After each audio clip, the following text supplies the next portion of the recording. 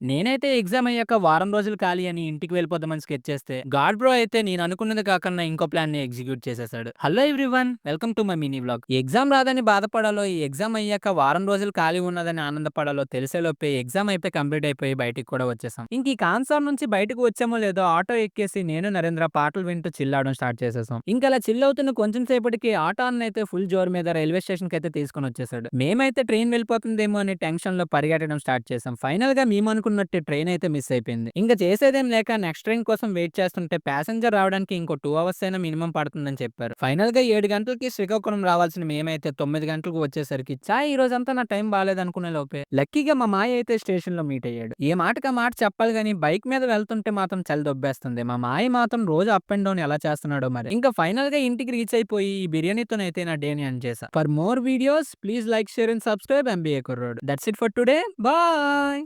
Okay, bye.